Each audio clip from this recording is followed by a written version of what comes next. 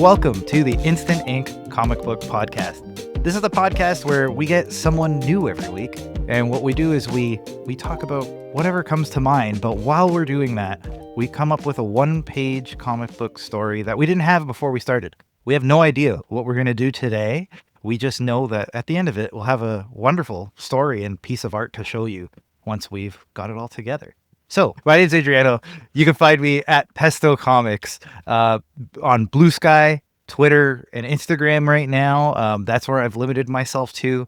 But if social media is not your thing, you can find me at pestocomics.com. I always have something going on Kickstarter. Right about now, I should have the pre-launch for Big Smoke Pulp Volume 2. That'll be on Kickstarter. So feel free to check that out.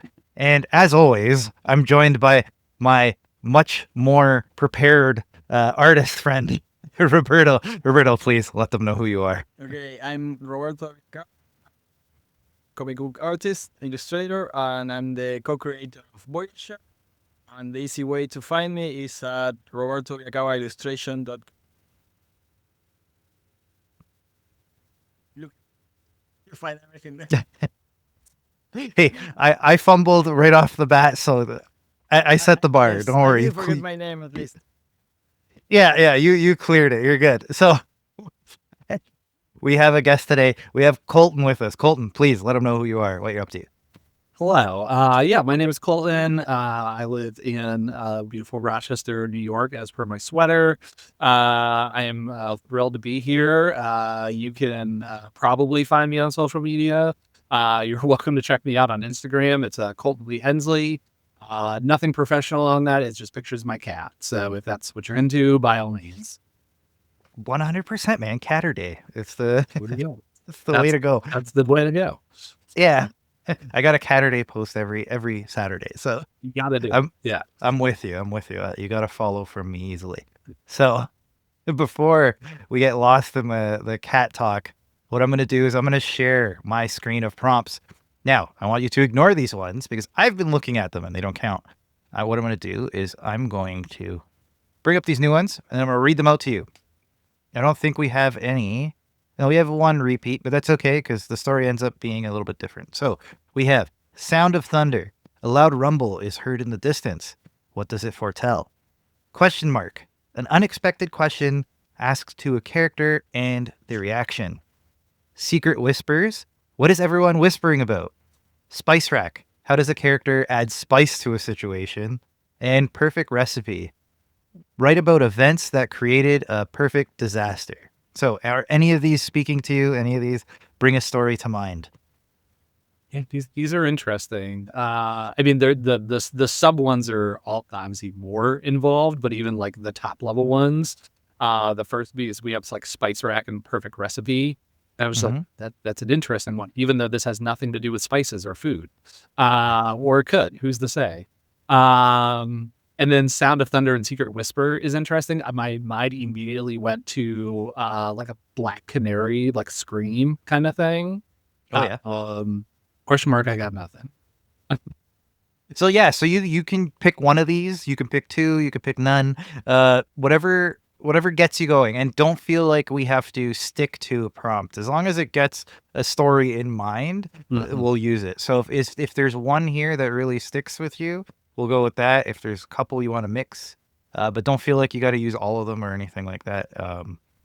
Whatever one is speaking to you, if you have one in mind. You mentioned you have the one with the Black Canary type thing, but do you have a story with it? That's the question. That's the question. Yeah, that's the question. So I like the Sound of Thunder one. That one's really interesting. But I think that one mixed with the Whisper, I think is also a very interesting one. My head immediately goes to like all this loud noise, this actual thunder kind of around, but then maybe this like the secret meeting that is happening underneath all of that. So the whispers are literally being drowned out by the thunder itself. Oh, I love it. Yeah. Yes. That's a good one. Okay, so I'm gonna kill my screen and Roberto's gonna share his when he has a second. But yeah, okay, Sound of Thunder and Secret Whispers. I like the combo, and I like how you got kind of a good story. You have your basic, like, there's a mystery there, and then kind of the reveal in the end. one thing that I always try to keep in mind is, because it's a one pager, and this is going to be more of Roberto's problem, the secret is spoiled the second you look at the page. That's fair. So you got to find a way to almost hide within the art what the point is. You can have a reveal, but you almost have to make it in such a way that it doesn't really pay off unless you really read the panels, right? Right. It's very hard to do. Like sometimes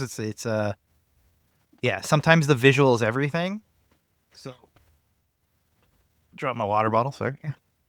Sometimes the visual is everything. So you really have to think about, how do we put this all out there? Any ideas in terms of paneling? Anytime, so you have the visual of, I think if we start with the end, right? It's like a secret meeting happening underground. That's a good start. Where do we, or rather end? What do we do? Is there a character we follow? Is there a setting we're in? What are your thoughts? What if it's like a group of people? So the comics is, so by the end we hear that secret whisper, but it's maybe people in like meeting up. So the panels are then journeying to that final moment where they have that secret whisper, but you can't make out what it is that they were talking about until they get very close to one another, and that's because of the sound that is drowning out what they were talking about. So maybe it's them trying to communicate, but they couldn't until they are right next to one another. Okay. Yeah. I like that. And then that builds to that reveal, so you can, it doesn't do that automatic spoil. Right. Exactly. Like, they're trying to talk to each other. That they're trying to say something. It could even be them like yelling something across a chasm, but they can't because of the noise outside. So it isn't until they get right next to each other that they can actually say what they were trying to say. Oh, I like it. All right. So Roberto, is that adding up to you? That making sense? Or Yes. If I can go from there, but I'll start and then you tell me where do you want to turn. yeah, like do you need more? What do you think? You need more direction? You need more guidance, or like a visual? But let's see. What do you think? Sure. Okay. So while Roberto works on the layout, so you mentioned this isn't your usual thing. So what would you say is your usual thing? What are you up to day to day? What does Colton do? Yeah, no, I have a day job that's not interesting enough to talk about. Sure. Don't we all? Don't we all? Also, I don't know if I'm allowed to say it on a podcast, so I'm just going to Sure. Okay. Entirely. But like the thing, and we talked about it a little bit via email as well, is that my what I really spend like the bulk of my time is I'm an aspiring writer, so I'm trying to write my debut book, and that's very fun. And but when I'm not doing that, I often will, I don't know, I play D&D, I read comics, I do a lot of nerdy stuff like that. So and that's where I really enjoyed this format too, because I was like, oh, it's just improv. It's a D&D on the top without the dice. So nice. Yeah. I have a really good friend of mine. He's what is he called? A therapeutic game master. Yeah, so he's finding a way to like parlay it into like a second career almost, because he found that like there's like a certification that you get. Like he's like a social worker in his day job, right? And then he found a way to kind of use the skills that he built there with his like love of D&D. So now he's got this like this cool side business that like truly helps people. It's a really cool story behind it. It's like somebody was like, their character died in like a D&D game, like their character died, and everybody like started sobbing. Like they grew to love this character so much, and like they couldn't understand it. And it's like, oh my God, like people truly get attached to this. And the more he like looked into it and like did all that, like it became a real thing. It's like, oh my God, there's like ways that this can actually, it affected people in a arguably negative way, or maybe not negative, but you know what I mean? Like there's some grief there. But like, you can use it in so many other ways to kind of reveal things that you can't just through regular therapy. So yeah, it's a pretty wild like thing to happen out of, D&D is just fun, right? But it's like, oh, apparently you could get a lot more out of it too. It's so interesting because like I've been playing that game since I was a kid. So like probably the very first time I ever played it, I was like 10 years old or something, and I'm now in my 30s somewhere. And it's always, so I've been playing it now for over 20 years, and it's a game that I really enjoy. But I fully agree with the sentiment that like you can get really attached to your, it's like anything. It's like a book character or someone in a movie or even someone in life and stuff, where you get to see the ups and downs of them. I about a year ago finished like a multi-year campaign, and me and my friends, we still talk about some of the events that took that, mostly the traumatic ones. And so like the idea of using therapy in a very interactive sense like that sounds really fun and really interesting, because when you play, you're really meant to be playing with as much agency as possible. You're really trying to put yourself in this. You're playing a character, mind you, but that doesn't mean that character won't have aspects of your real life and stuff. So the idea of having therapy through something like that is very fascinating. Yeah, right. It's like to build some kind of empathy that you wouldn't be able to get just in like a regular conversation, or like let's do some role play. It's like something that you invest yourself in. So now you have this empathy, right? Yeah. And yeah, so it's really cool. So I'll just say it a lot. It's Dyson Development is the name of the company with my buddy Danon. So I know he does listen. So I have to. I don't want him to be like, say the name. That's bullshit. Help me out here. So Dice and Development, if you're looking for it. Yeah. But yeah. So it's really cool, and I'll be honest. Like I didn't know much about D&D. I still don't. I'm still like I'm on the outside looking in. Sure. But I found that a very interesting way into it. Yeah, because for me it's always been I just didn't get it. Right? Not in like a negative way, but it was more like it's like. It seems very daunting from the outside because people are so into it, right? That it's like, I don't see what the entry point is, where like with trading card games and stuff, let's say, right? Like I got into Magic the Gathering. I got into Pokemon cards. I got into all that. And that was very clear. It's like, here's a beginner's booster pack, right? You have enough to play a game. And then if you want to get really into it, there's a way to do it, right? I didn't see that with D&D. It felt like if you didn't have like a game master who started with you and kind of you built up with them, then you're out. Right? So it's been a weird relationship I have with it, but I've been finding more and more people now who are into it. So I don't know what my point is with it, but it does feel like it's a little harder to get into. So how did you get into it yourself? Was it just all you and all your friends were into it at the same time, or how does that all play out? Yeah, no, it's a great question. So if I'm remembering correctly, it was like a school program kind of thing. So again, I was like 10 years old. So this was like an after school thing. It was like the librarian was like, hey, join the D&D club. I'd never heard of it. I didn't really know much of it, kind of thing. But it sounded cool and I played it. I probably did the stupidest, cringiest things as a 10-year-old would ever do in a fantasy world. But hey, it was the 90s, so whatever.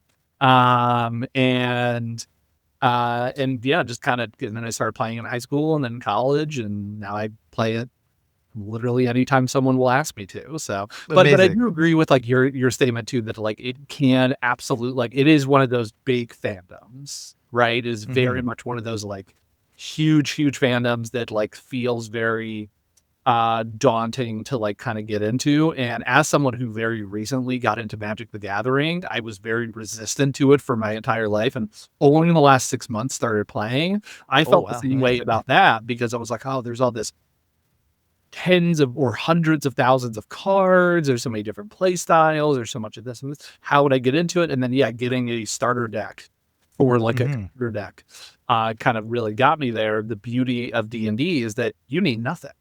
You need a piece of paper, some dice, and a dream kind of thing.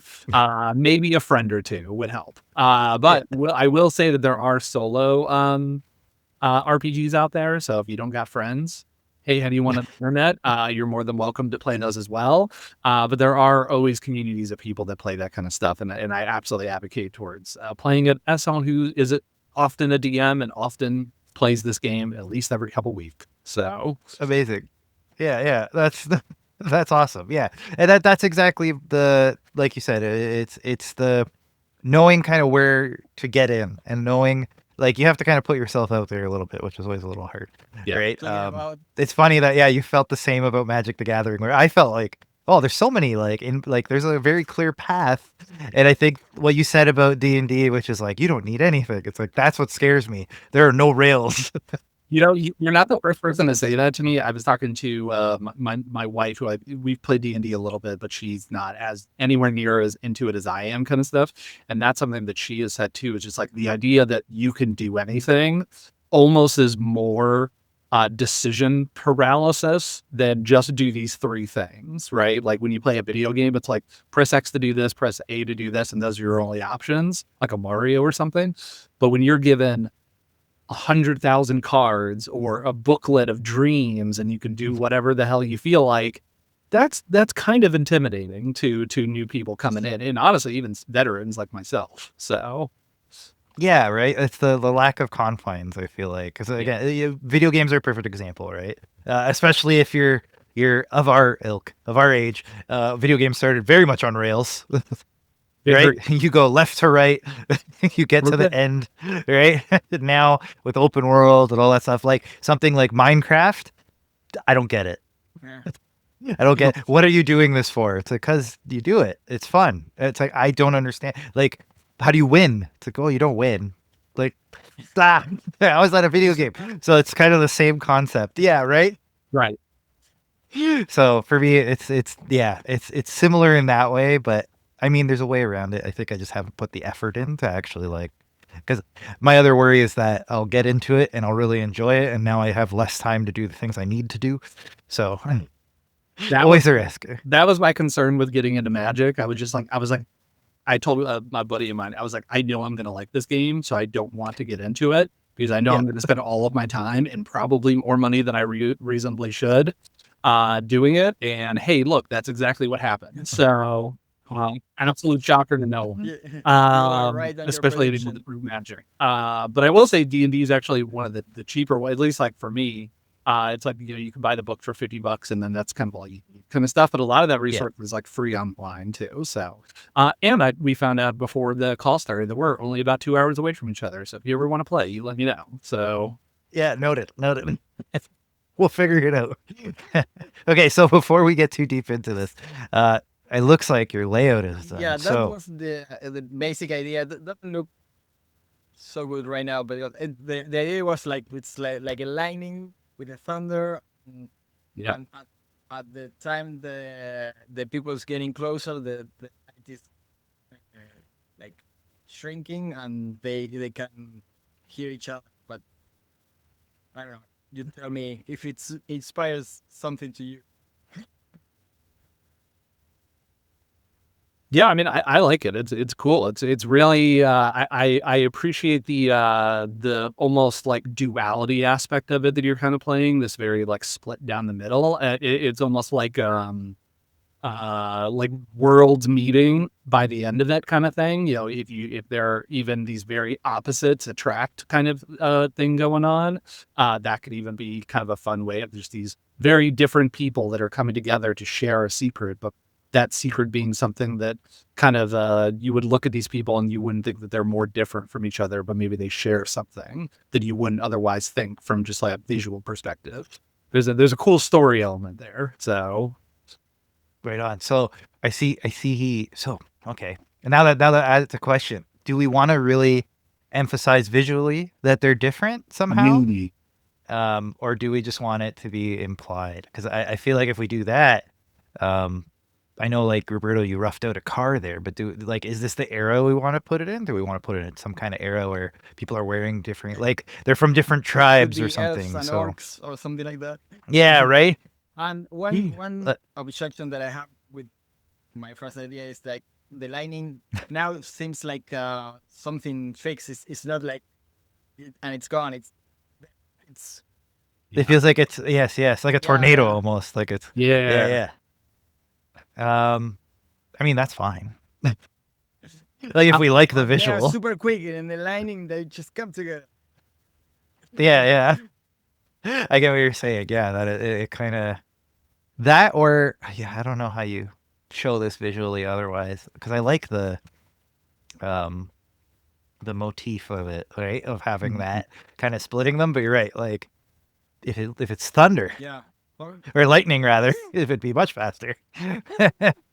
um, but it could be anything. I do Honestly, like your idea of different tribes kind of thing. You know, you have the car there, so it could be different people from very different worlds, I guess, is, you know, quote unquote worlds is always something Oh, to play with. So like your rich man, poor man, your desirables versus undesirables, your yeah. there's a lot of, you know, juxtaposition you can include in something like that could be interesting. So So maybe to solve the lightning problem, is this not a lightning? Is it some kind of portal or something? Going through time, going through place.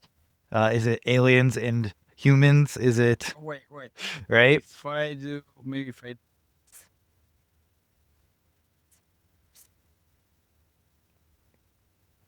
maybe it's two people walking through the portal at the same time saying something to each other, like a Mhm. final goodbye almost. Yeah. As one of them walks through. So the portal is something that everybody is kind of gravitating towards. It kind of reminds me of like the portals from like Morrowind or something like that, or Oblivion more specifically. Mm-hmm. so if instead of a portal you still want to go with the lining, I can or like one or two panels, just make it like intermediate. Mm-hmm. It's, in every iteration is thinner. And another panel here. I think we need to see it. I think we need to see what you mean. Okay.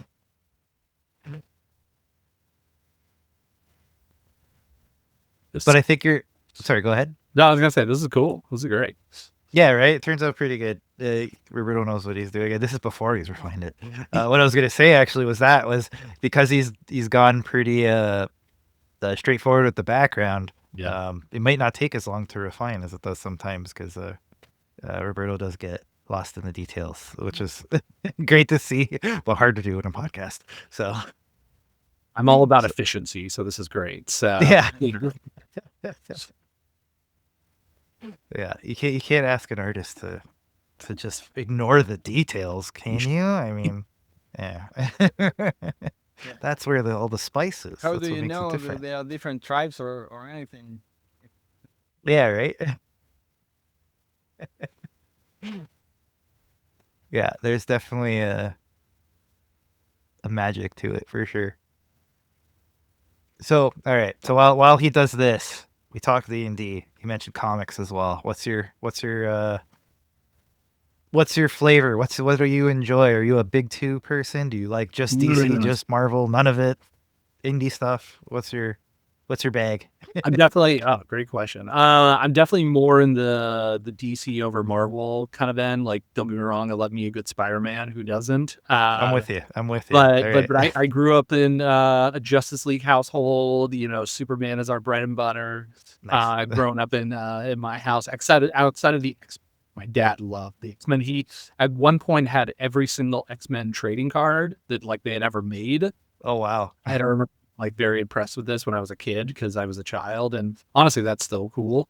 But yeah, more in the DC realm for sure. A big Green Lantern fan. I have a Green Lantern power battery right there. Oh, amazing. A couple other in the closet. So, but yeah, I love me a good like.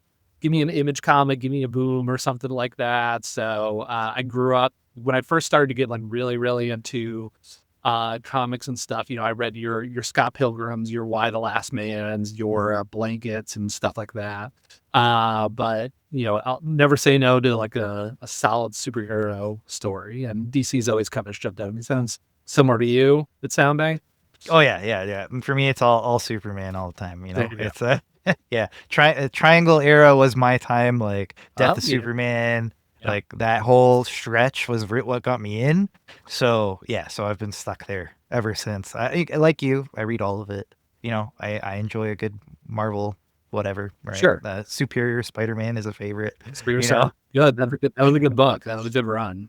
Right? It was excellent. So yeah, like I don't live in one camp or the other, but if you were to rifle through my collection, it's like heavy DC and then everything else, right? Yeah. I definitely have DC boxes that are just DC stuff. So Oh, for sure. I mean, you can see a Yeah. reference office, but this is DC decked out for sure. So, as a Nice. as a big Superman fan, thoughts on the movie? I mean, we're now in September, so I assume you've seen it at this point. Yes, absolutely loved it. Yeah, like it's Sure. yeah, it's everything I had hoped I would have got from all the way back at like Superman Returns. Yeah. Right? Like we knew that we with well, kind of retrospectively speaking, we knew that we weren't going to get that from Zack Snyder. Right? He was going to do the 300 version of Superman, and it's kind of what we got. It's what he did. Yes. Right? Not unsurprising. But Superman Returns, the promise of that was going to be like, this is the Christopher Reeve Superman brought back to life kind of thing, right? Like it's the hopeful, and then it just was something, I don't know, it was weird. It really wanted to be specifically the Christopher Reeve Superman, Yeah. which is like, well, you're not modernizing him. You're just kind of doing your own version of it in a weird way, and like taking all the Silver Agey stuff that doesn't work today and trying to hold on to it. So I wasn't happy with Superman Returns, but this felt like what we were promised all the way back then. So very happy with it. Yeah. It was great. I also enjoyed it. I saw it a couple times in theaters, and I thought it was a fantastic movie. I'm a big movie guy. I love the cinema. I love going to theaters. James Gunn is where it's at. And I love cinema. So, and nothing to me is more peak cinema than a Superman movie, like a good Superman movie in theaters. It is this summer's Oppenheimer, in my opinion, kind of thing. So, and it was great. It was a fantastic movie, and I'm excited for more. Yeah, I'm with you. It was my movie of the year, and I'm like a film school snob, so I should have better taste, and yet I absolutely loved it. But again, it was what I was been pining for since I was in film school. Superman Returns came out when I was in film school. And this is like the realization of what I was promised. So I'm very happy with it. Speaking of the cinema stuff, though, have you been here for the film festival? It's going. So again, this is airing in October, but right now the film festival is happening. We're early September as we're recording. So have you ever been to Toronto for the Toronto International Film Festival? I have not. I've always wanted to. It's always seemed like a very appealing idea to do it, especially because it's for, again, Rochester, not that far away, probably about 5-hour drive or something like that. So it's like absolutely within my realm to do it. I just have yet to like make the leap. Make the leap over the pond, kind of thing. But yeah, I would love to. I've always said that I would love to. It just feels like it'd be my mecca for anything. So one day for sure. So fall's a really funky time. I some years I've gone to New York City for Comic-Con. They have New York Comic-Con out that direction, and that's in October. So it's just kind of like around the same time kind of thing. It's hard to plan 2 major trips like that. And then even this year, my wife and I were going to Japan in November. So, so every year something comes up that takes me away from going to the Toronto Film Festival. So, but maybe next year. Yeah, that's fair. The Japan's a big trip that requires some planning, so I totally get that. Yeah. No, we're just gonna show up and see what happens for sure. Yeah. So nice. Yeah, I highly recommend it though. Like I've been going every single year, but for me it's a 14-minute train ride, so I can't complain. Right, but I've been going every year since 2004. Like it's been consistent. I at least even during the pandemic they did like a stay at home. Like cool. Rent them and watch them online, and you get to stream it. You get like 24 hours to stream it before they take it away from you. I even did that, so I'm counting it. But yeah, I've been going every year since 2004, and I still go every year, even though the prices have been climbing every year. Like you have to be ready to spend about $40 Canadian, so $30 American per film. So you just be careful. The tip I always give is if you're going, pick the films that aren't coming out on Netflix a month later, or in theaters a month later. Like, go see the things that aren't going to come out for 2-3 years or ever, right? The stuff that doesn't have distribution, that's where you're gonna have the best time. That's where you're gonna like remember things. If you go see something that's coming out a month later, like, sure, like if you want to go see George Clooney or whatever, like, then that's your MO, then sure, go watch that movie. But otherwise, yeah, like, try to seek out something unique, and that's where I think you'll get the most fun out of it, because there's something like 500 films they show, so you'll certainly find something that you won't see again for a while, right? Like, it'll be a couple years before it finds distribution or Yeah. any kind of market, and that's where the magic of the whole festival happens. So, yeah, I'm a big booster of it, even though it's been harder and harder to get tickets. But yeah, like, definitely make your plans in June, July, because that's when the tickets start to go on sale. If you're ever planning on doing it, you can just roll in September, and then you have to do rush lines and all that. But if you have like a real plan, if you really want to enjoy it, like around June, make the decision if you're coming or not, and then that's how you'll really enjoy it. Yeah. Reminder in the phone for sure. Yeah. Write that down right now. Right now. So, Robert, have you made your way to the film festival as well? You guys hung out this time for some films? Me and him? You. Yeah. Have you ever been? I know we've never been together. That's for sure. Okay. Yeah. No. It's rare that I go to Toronto with. I have a lot in my plate. So. Kids will be That's there, fair. I'm sure. So yeah. Yeah, Niagara's a little not far, but far enough to be a pain in the butt to get to Toronto. That's fair. I'm already in the city, so I have no excuses. But yeah, I totally get it. It's like an hour and a half or so from Niagara, which can be worse on a weekend or any summer day. Or yeah, the times I go to Toronto, I prefer to leave the car like 30 kilometers away on the train station. I go by train. Traffic in Toronto is awful. yes, it's a nightmare. Yeah, I do the same thing, but I walk to the train Right. station, so I'm spoiled in that way. That's it. Okay, so how are we doing with the page here? Is this what you meant to break it up a bit, Yes, or? But what do you prefer, like intermittent lighting or the port that it's closing? Colton, what's your feel? How do you feel about it? So I really like the lightning bolt down the middle. I think it's really cool because like it's both the physical thing that is happening, but it also is a like panel break as well, like from a reading perspective. So it reminds me a lot of like a Tom King, where like he's a big fan of like the 3x3 kind of things, reminding me of just like a 2x4 kind of thing. It's cool though, yeah. Yeah, I agree. I like it. So yeah, speaking of DC influences, Francis Manipul. Since we're talking Toronto, let's bring him in. Have you seen his YouTube? It's excellent. No, I have not. No, do tell. Yeah, he's selling the Rockefellers right now. That seems to be his like. So he's been just pumping out videos. He does it very like on and off, and he's just been doing a bunch of videos. So he's giving you basically like a full breakdown of like, this is how I draw a page, and like from beginning to end. And cool. And he gives you like because I believe he wrote and drew this one. So, but he talks about the whole history of like all the stuff he did on the Flash and why it's different than what he's doing now. Yeah, and how he was kind of disappointed with how his whole Detective Comics run went and all that stuff. And but this kind of reminded me of that because it's very similar to the style that he did for the Flash, where he would really think about not just the panels and like panel one this happens, but it was like the page as one story. So I feel like we kind of evoked that feeling with this with this page a little bit. But highly recommend his channel. I don't know, were you into the New 52 thing when that happened, or? Oh yeah, no, big New 52. I was definitely one of those like, day one. I don't want to interrupt. I remember, what was it? But I'm interrupted. Yeah. What do you want me to do with the characters? Though it's like two different tribes, or it's the orcs and elves, or something contemporary and urban tribes, or what do you think? Oh, yeah. What do you think? What do you enjoy drawing? Yeah, Where are you leaning?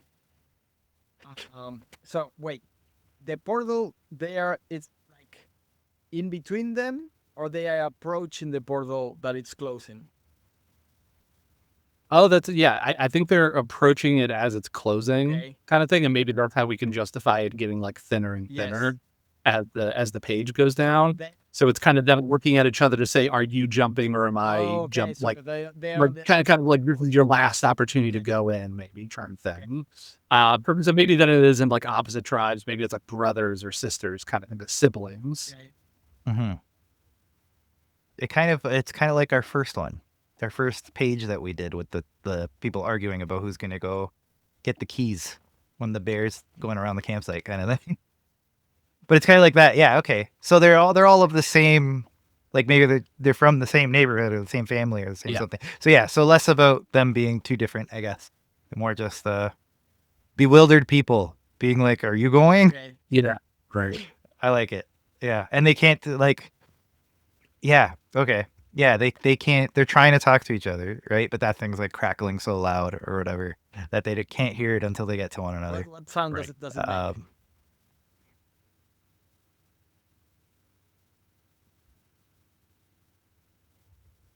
Think of your onomatopoeias. Okay, we can add it later with the balloons if there's any. Yeah. Think about that one. Yeah. All right. So back to it. New 52. You were saying you're on a roll, and we had to interrupt you. No, so no. Roberto could get drawing. I appreciate you guys stopping me from being on a roll at the new 52. I could go for an hour. So Let's do it. I'm in. I want to hear it. No, I was a big fan. I remember going to my local comic store when they were doing the pre-orders. This was what, July 2011, I think, is when the first wave of them came out, or it was June or July, and I was so excited. And to be fair, I will argue that there are some amazing books in the New 52. New 52 Wonder Woman, great book. Yeah. New 52 Action Comics, that was a really good one. I'm a little bit biased, but New 52 Green Lantern, also very good. There was some good stuff in there. There was some less than great stuff as well. Oh, also, New 52 Justice League, awesome. That first volume specifically, Yeah. with I think it was Darkseid, when they all like kind of together. That's a good book. Like that's a arguably just great book. But I also understand why it failed. So like I get it. Like I get why there's a little bit of hate in there. I was in New York City like a year or two ago, and we went to my wife and I, we went to this museum, and it was the Bronx, and it was the Museum of Failures, and they had a New 52 section. No. You got whole black just about the New 52. Wow. And I remember seeing that, and I was like, well, I didn't think it was a failure. You know, maybe it didn't do what they wanted to do, but I thought it was really good. So, yeah, I feel like kind of like you mentioned, it was good. Certain series were really good, and some just didn't hold water. Like I feel like as good as the Action Comics run was, it was doomed to failure because it just wasn't. It wasn't Superman. It was like an Elseworld, right? Like it just didn't feel right. So, now he's like edgy, and it's like, well, you're missing the point of Superman, right? Yeah. Like so, that one I feel like, and there's so many examples like that where Green Lantern and Batman were almost untouched. They just continued from their previous stories. They did. They very much did. Yeah, like the New 52 Green Lantern literally was just a continuation of what they ended in the previous saga. It was like hard a jumping on point, right? Yeah, which was hard for them to do because they had just wrapped up like a year or two prior Blackest Night and Brightest Day, which was like a worldwide phenomenon. And like every comic stopped because of Blackest Night for like a year. Kind of thing. It was a wild event. So like I understand the position they're in, but then again, Jeff Johns was writing it, so it's fine. It was totally great.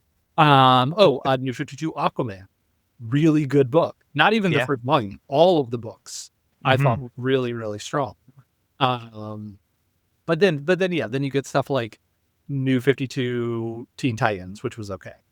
Yeah, that one was a miss. That one was a little bit of a miss. So yeah. That being said, I do actually really enjoy this new like Rebirth era Mhm. things. It kind of took us back to like a somewhat of a neutral kind of place. It's a little funky at times, but like it's good. So as long as the books are good, that's all I care about. And the Absolute Universe is fun too. So Oh yeah. so Yeah, Absolute has been wild. And it's kind of like what they wanted to do with the new 52, but pretty much, yeah. They right, but didn't they go like hard enough. So is there? yeah. Yeah, Yeah, right? And I feel like the thing with New 52 was they almost like because it was such a like a mandate yeah, where it's like everything is restarting right. whether or not it needs it or requires it and we're like hung up on this number of 52 and right so we're going to have a certain amount of series even if there's certain things that don't deserve it Yeah, where uh the Absolute line seems to be a lot more measured. It's like yeah. okay, who has a story?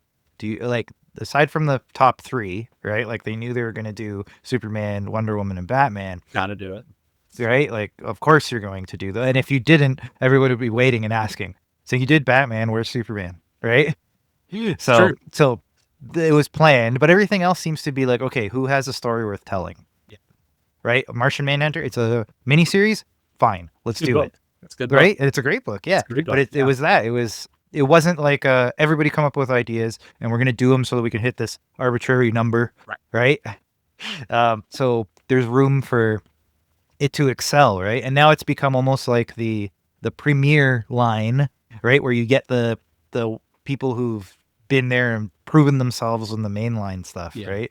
That now I'm going to do that. It's All Star.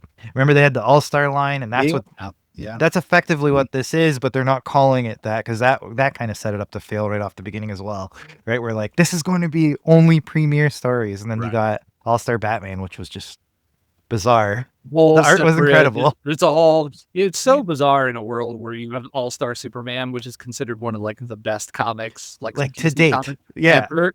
One of the best Superman stories ever told, and then you get All-Stars Batman, and it's like, no, don't we don't talk about that one. So, we just forget it exists. So It's wild. Yeah. no, I like the Absolute stuff a lot. I think it's really good. You know, it very much is akin to for anyone that read like the Ultimate Universe way back in the day, like the OG Ultimate Universe, and I think it's doing that, which is characters you're familiar with, but very different circumstances.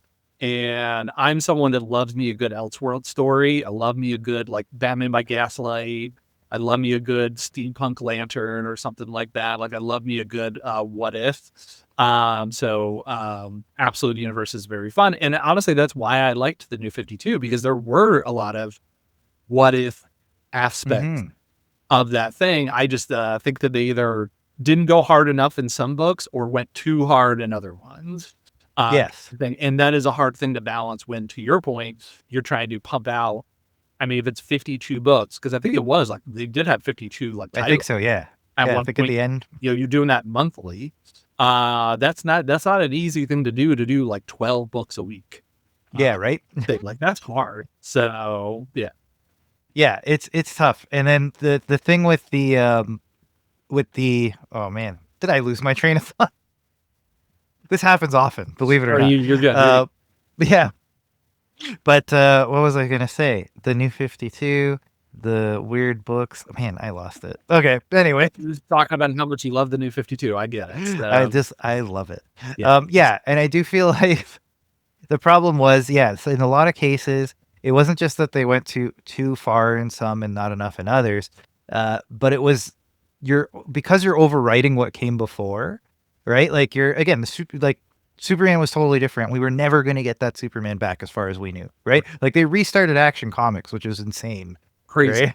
Yeah. Like the first superhero comic book, the oldest like ongoing superhero book that exists, and you restarted it. And I understand it was like, well, if we're going to do it, we have to be serious about it. But it was like, it has such a like, now it had to be done perfectly for it to work, and it wasn't. And here we are, right? So it was, I appreciate the big swing, but sometimes it just, if it comes off too gimmicky and it doesn't like hit right, it has some really long lasting effects. So they could have done it like All Star, nobody talks about, and they're like, oh my God, what a horrible failure, right? Like, cause like, it's not just All Star Superman. There's a whole line of them, but nobody looks back at it like, oh, All Star was a failure. But they do with the New 52, and it's because of that, because they took such a big swing in terms of like restarting action and all that stuff. And yeah, only a handful of books succeeded. It's so interesting too because and maybe this is a bit of a tangent, but it's one of those things where it's like from a fandom perspective, because like I'm on the internet, I hear fans kind of saying their stuff every so often, and it's one of those things where it's I feel like fandoms often are kind of contradictory to each other in a lot of ways. They say we want something new and bold and interesting, but they also want familiar and comforting and the same that it's always been. And I'm sure from a creator, and I'm sure I would love to like even hear you guys' perspectives as well, is like that's got to be a hard thing to balance of like trying to get, do something creatively interesting, do something different, not for the sake of being different, but maybe just because you want to like stretch your own creative muscles. And not just do the same story over and over and over again. But at the same time, you don't want to just do the same story over and over. That's got to be an interesting balance to find of creative fulfillment versus comfort kind of thing. And both from a creator as well as from a fan. Because could I just read a bunch of Green Lantern books where they just do the same space adventure forever? Probably, because I'm boring. And that sounds great. But at the same time, like, sometimes I want a big swing and stuff. I'm always reminded of what were they called, the Earth One DC books from a handful of years ago. I loved those books. Those books were great. I thought they were really good. Were they the best? No. But like going back to my Green Lantern love, the Green Lantern book specifically, I thought was great. I thought it was really gritty and grounded and really fun.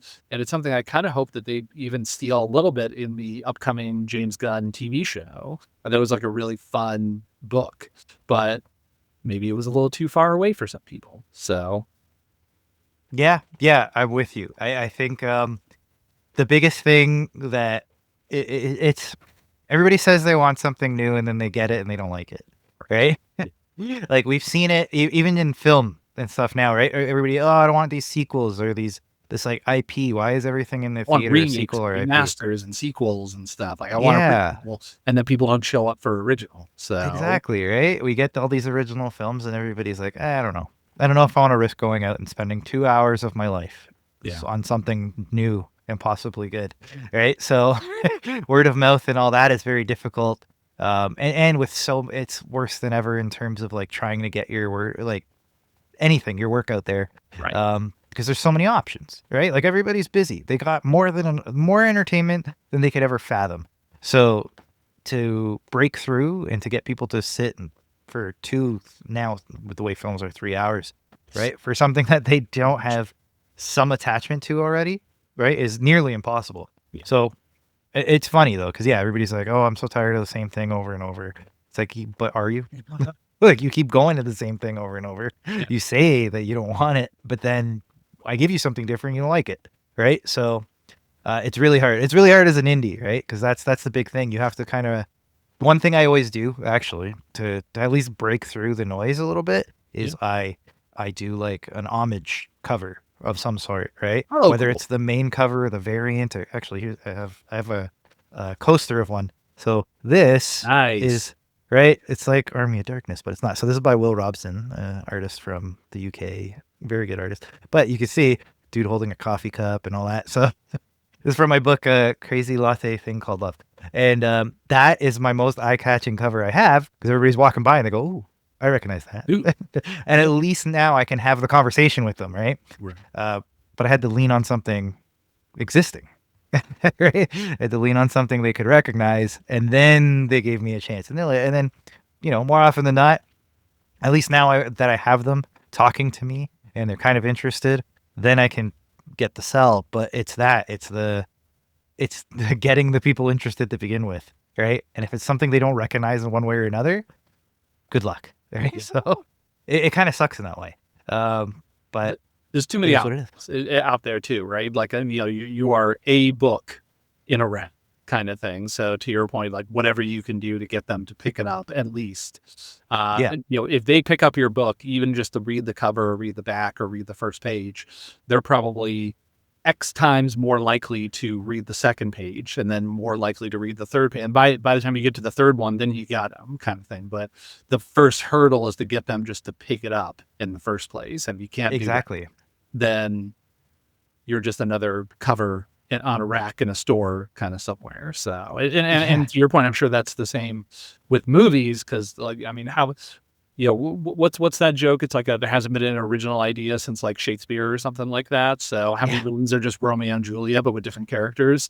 So it's the same kind of thing where there's just a lot of similarities. But then every so often a movie comes out, like a Sinners, for instance, the Uber movie. That movie is amazing. It's so good, but no one was talking about it until it was in theaters, and the word of mouth did really, really well for it. It became this like huge phenomenon. But going into it, there wasn't really the buzz generated for it because it just looked like a vampire movie. So, Right. But it's also a phenomenal movie. If you haven't seen it, anyone watching this podcast, go watch Sinners. That movie is great. It's probably on HBO Max. Hey, HBO Max, sponsor this podcast. Yes, do it. Yeah, come on, Warner, give them your money. So you made money off Sinners, give it back. That's right. No, it's a very good point. Yeah, and it's even that, right? It had to rely on certain tropes and being like, "Hey guys, you like vampires? Yeah. Remember True Blood? It's kind of like that, right? Not at all, but you like Michael B. Jordan? Come watch it, right? We do like Michael B. Jordan. That is true. He is great. Yeah, right. So it took a little bit of something has to be the hook for you. So you're never getting away from that. But even that, like even though that was a success, right? For what it was, for what they expected, like they weren't expecting it to do well at all, and it did very well relative to their expectations. But Superman did better, right? And Superman was kind of a disappointment in that sense, which is weird. Yeah. But it's just expectations of like, we're using this brand. I expect it to be $1 billion, and it was only $650 million. Boo-hoo, right? But it's profit. I think I read something today. It's going to like pull in like $125 million in profit or something like that, which isn't billions of. It's not Avatar. It's not Endgame or anything like that. Right. Money is money at the same time, and that's money that they can probably immediately put into Supergirl or Clayface or the Green Lantern show or the next season of Creature Commandos or Peacemaker, like all the other things that they are making. As long as they're not losing money, like the DCEU was doing at one point, where they were literally paying out of their own pocket for the next failure. So from Gotham to a Shazam 2 kind of where thing. they needed Aquaman to come back, and even that failed. Right? But that was like the fact that Aquaman was the best of the lot. Tells you a lot. It says a lot. So yeah, I'm sure the Amber Heard stuff didn't help, but that movie was great. So yeah, right. And that the fact that your hopes are on an Aquaman movie is just like, you're set up to fail. But it's bizarre. It's just, again, it's all expectations. They're comparing themselves, like you said, to Endgame, but Endgame was 10 years in the making. Right. So of course that's going to like blow the socks off everything. They think like, well, no, we did Endgame, so that's the new bar. So every film that has a superhero in it will now surpass that. It's like, no, it was the culmination of 10 years of all these films you've been putting together, right? Like, it's not the first time anyone's done this in anything. It's maybe in film, but not the first time it's ever been done, period. Like, you should know that you're going to get a drop off after that. And they did, and they were like, flat-footed, like they couldn't believe it. Like, why doesn't anybody want to see this anymore? It's because you've done it. You told the story. Like, we're done. So it's a great point. I'm a big I've been playing a video game series called Destiny for a long time. For if you're familiar or anyone listening to this is familiar, and they last year had their big 10-year moment. They did 10 years of continuous game that led to this big moment called The Final Shape. And it was great. It was dramatic. It was beautiful. It ended things. But all greedy companies, they're like, we're just going to keep doing it. And then are upset when it doesn't live up to that same level of expectation. But it's like, well, of course, things are not going to be as well if you don't have 10 years of story leading up to a moment. You're trying to race to the end, kind of thing.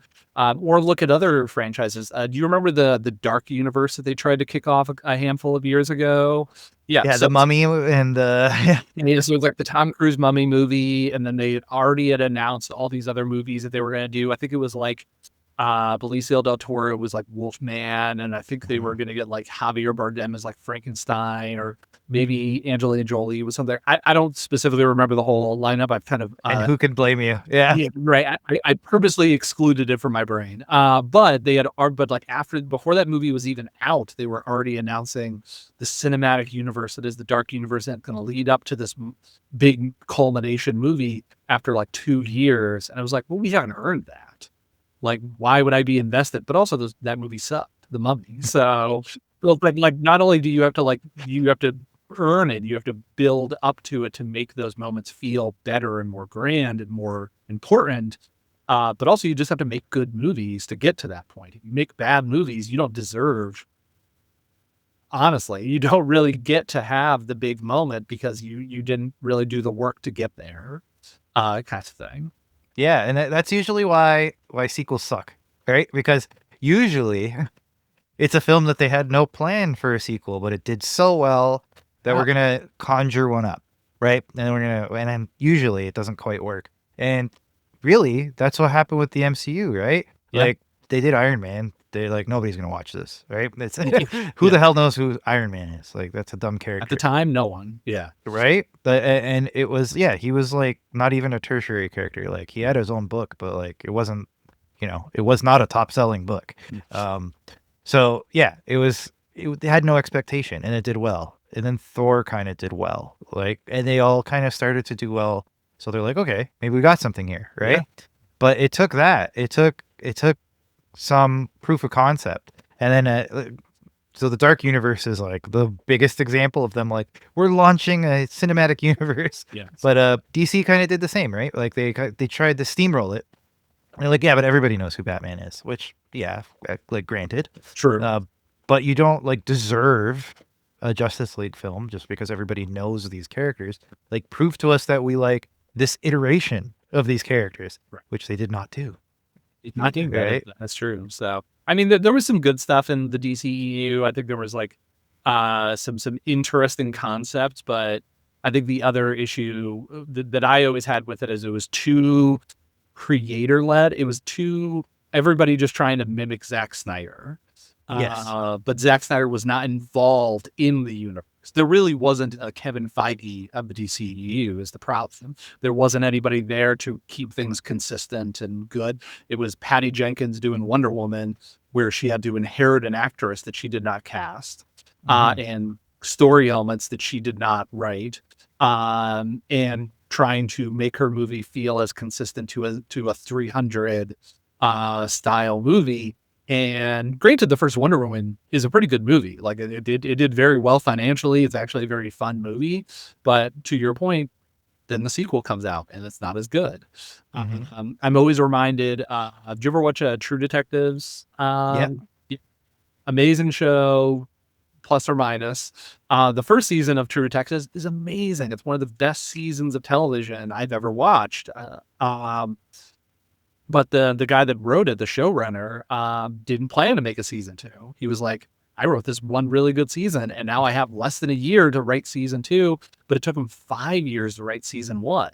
So when the second one came out, and that was the one with like Colin Farrell and like Vince Vaughn and I think like Rachel Adams and stuff, and the whole show was about them like trying to like get property rights to build a highway or something like that. And it was like, wow, this is super boring.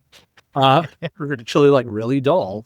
And that's what happens when you try to rush the creative process. So yeah, it's the sophomore album syndrome, right? Like, yeah. You get the artists who've been playing together for a decade in these dive bars and stuff, and they come up with their first album and it's incredible. They're like, cool, you got a year to do the next one. It's like, well, we've been honing this. We've been, we've been playing it and seeing how people react and like changing it and picking the right songs. And now it's like, just figure it out from whole cloth. and make it just as good. And it rarely does it happen. Let me ask you this question. It's kind of a similarly topic though, and I would love like your perspective on this from a creative perspective.